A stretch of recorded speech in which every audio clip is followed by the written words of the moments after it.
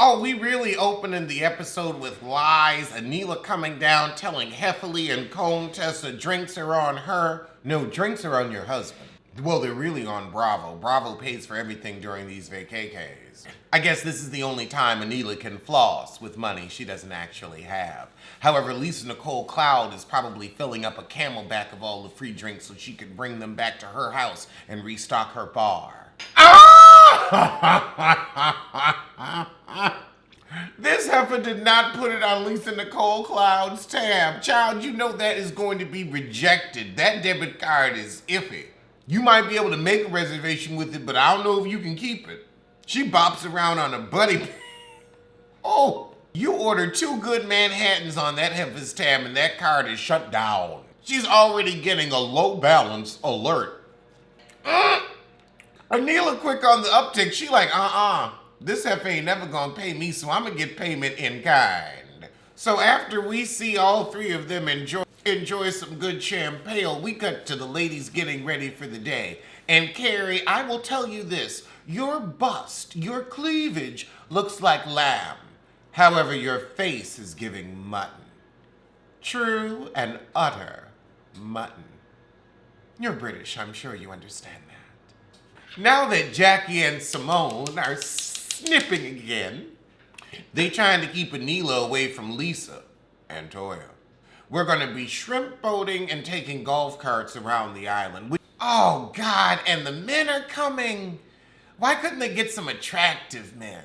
And, you know, attractive, not just big penis like Bolo. Because I don't even know what Bolo's face looked like that much. Is he cute in the face? I have to agree with the white raisin on this one. Happily, if you can't tell the difference between a Confederate flag and a British flag, well, you got issues. Child, why Heffley sound just like them birds when they shrimp boat? Just like them. You know, it's amazing. Even though you've been married for so many years, you are still a common pigeon. How can you be a cow and a pigeon at the same time? Because you sure can't fly. Not with that back. So y'all are really gonna spring some marriage counseling on a man who doesn't want marriage counseling, and Contessa, you ain't no better. So what did Curtis and Cecil tell you were coming down here for? Clearly the okie doke. Cecil, what you gonna get from Simone other than a check? You expecting some gifts and some get back. You must mean a new car and a fresher hairline, cause she ain't giving you no pussy. Cause she's saving all her love. Yeah, she's saving all her loving. Oh, she's saving all her love for Jackie.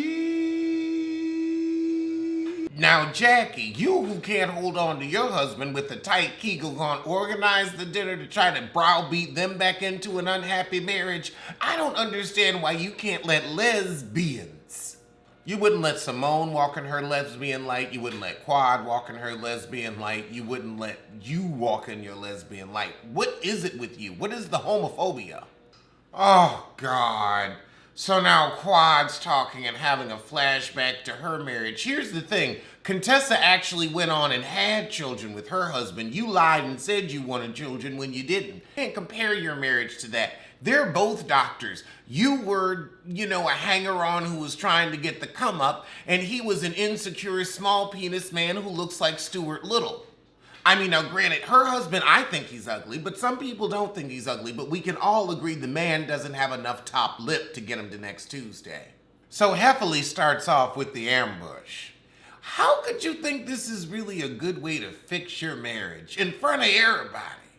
All of your fake friends and all of America. And then Simone, Scott, you are not in the hot seat. Yes, you are, Scott. Yes, you are. You are on a frying pan and your ass is about to get grilled. Quad, please stop speaking when your marriage is in dire need. What do you know about marriage? You had a come up. You were a gold digger and you struck copper. So you don't even know how to gold dig right. At least Carrie know how to gold dig right. I listened to her before I listened to your divorced, fired ass.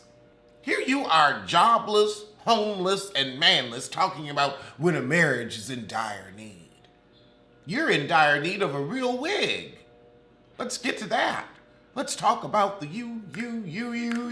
Let's talk about the unit. How about your unit? Because that's the only unit you have going on. You ain't got no family unit, but you got that shit on your head. Let's talk about your unit. I know your heart, and you know my heart, and you know I got your back. Child, you might know each other's hearts, but your privates are strangers. This is a bump in the road. This is a bump in the road. Bump in the road. Like your top lip is a bump in the road rather than a full lip. But I agree with Contessa. You shouldn't have said anything because this is not an interesting plot line. I'm sorry, just every season going from Todd's marriage failing to Jackie's marriage failing to Simone's marriage failing and these browbeatings back into these unpleasant unions, I'm just not here for it. And the truth is, you don't think you can do any better, and that's why you're staying with your big uglies. I mean, I think you can do better with women, not with men though, because that's what you really want. You can't be happy with penis when you're pining for puss. So he walks off and Contessa run after him. And I'm like, girl, you need to be running up after Britain. That's your woman. So they gonna go back to the room, but not to fuck. Not to fuck. So the guys are like, well, maybe Scott ran off because, you know, we did kind of ambush him. We did kind of hit him with the, okay, so what's going on?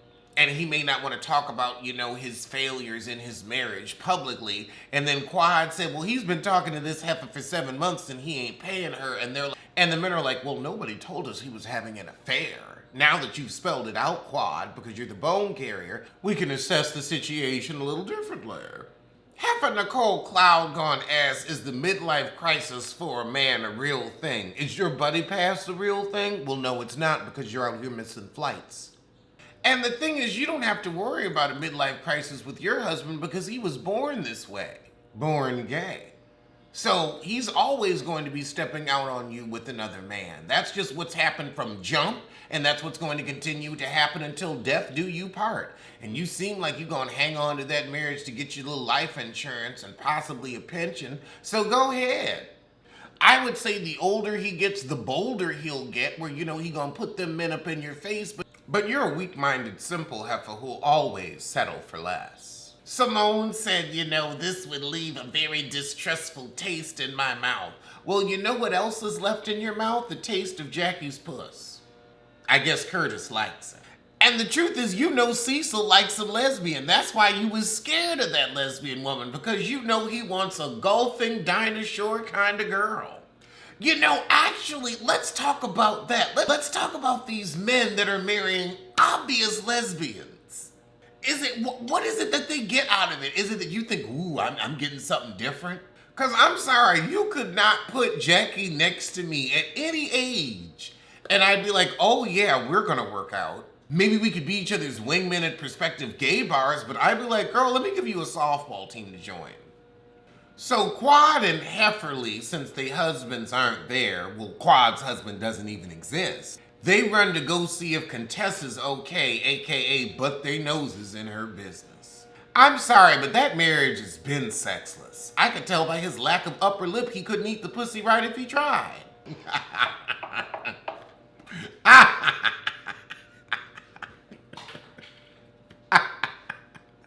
I'm sorry. Don't nobody want no non. I have to say, I disagree with Contessa's method of browbeating him into this guerrilla tactics marriage counseling. And then you're gonna have Hefferly and Quad. Oh, Scott, come in here and talk to us. I am sorry, but neither one of you heifers, especially you single divorcee Quad, are not gonna tell me how to run my marriage. Now, I ain't saying Scott ain't shit, because Scott ain't shit. But also, how well is he supposed to do being married to an obvious lesbian who is still longing after the girl she left in college? Britain. Child, I see it, you see it, we see it. So Quad says, we ain't here to upset your marriage, but we're here to get in your business. And Hefferly said, we just have one question. Who's the woman you've been speaking to? And then all of a sudden, she becomes he. Oh, I've been talking to Kevin Johnson for months. Kevin Johnson, you said it was a woman. You said it was a woman. You met on the internet. You were swiping right on Tinder, and then all of a sudden you found some therapy. So he gonna say, oh no, I just said I was seeing a woman to get under her skin. Well, you're under mine like a fungus. You know what, Quad? I agree with you. The truth is dirty, and so is Heavenly's house. Toya, you just have that attitude because your husband's your meal ticket. So yeah, you better know what he's doing so your bills can stay paid. So the girls realize Scott's only gonna keep gaslighting them, so they have on. They like, look, contestant, you in this bad marriage on your own. We tried. Oh God, I was looking forward to Potomac until they had to do a Nicki Minaj promo remix. And maybe if they had done Itty Bitty Piggy, I could have been with it, but not Moment for Life when she tried to sing through her nasal cavity. No. So the next morning, the White Raisin apparently heard arguing between Contessa and No Top Lip Scott. Ooh, and he's been getting nudes. Nudes. He think he's slick. He got away with not having a top lip his whole life. He wants to see what other stunts he can pull. So they go to check on Contessa. So Scott goes down to hang out with the men's while the girls is like, he gaslighting you.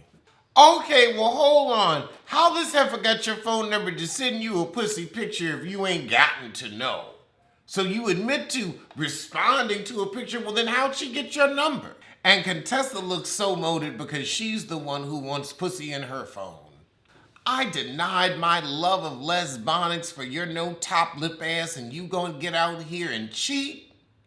You simple fuck. You piece of shit.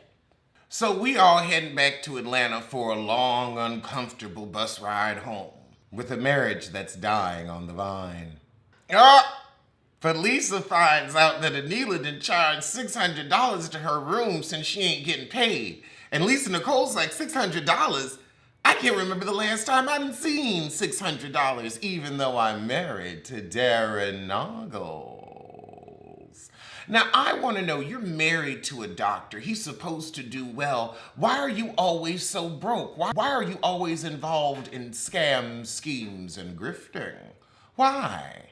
Oh, God, so now Toya gonna take Heifer Nicole Cloud side. Do you know when you put charges on someone else's room, that's against the law? So is scamming people for Vivi testing, but you managed to skate on through. Oh, you gonna pay it or you're going to jail. You couldn't put nobody in the closet, much less jail. And your credit's already shot, so what's another debt and collections for you? Oh, now Anila go to walk off and Toya go and stand in front of her. You should have doused her with that wine. Now look, you done brought me over here. I said what I had to say. Now I'm moving on. Toya, who do you think you are? She said, call the police. They coming after you. They've been looking for your whereabouts for a minute now. Oh, goodness. Now Carrie gonna say, okay, you gonna pay half, Anila. You should have paid my bill. And what about the stolen $400? What about that? You know Lisa got it. His new hairline are truly tickled. Oh my God, I know the White Raisin did not just tell Heifer Nicole Cloud to not be a Karen. I can't. So Heffley goes on and hands her some money. It's like, okay, Lisa, I know you broke and you need it, so here you go. Oh, and Carrie went on and paid the bill. Because you know Lisa ain't got it. Well, that was the season. Heffley's gay son is enjoying his lake house in Bussy. Girl, they show us Toya's house. You done been here for 2 seasons now. You still ain't got a picture on them walls. Just bare white. Okay, it looks like Anila's house finished, but they ain't moved in yet. Oh, now her kitchen is stunning. That zebra marble, do it. Oh, their house is $3 million, twice the original budget. How Toya of you. And Quad said that's why Toya's selling, because you've dwarfed her house in her own neighborhood. Oh, God, they ain't gonna talk about why they house on the market. But you saving that for next season? Well, we'll save our fucks, too. Contessa and Scott is still pretending everything's fine on Instagram, but we know they got some issues in their marriage. I don't care. I found them boring for years now. I'm sick of them. But I'll see you soon for the reunion.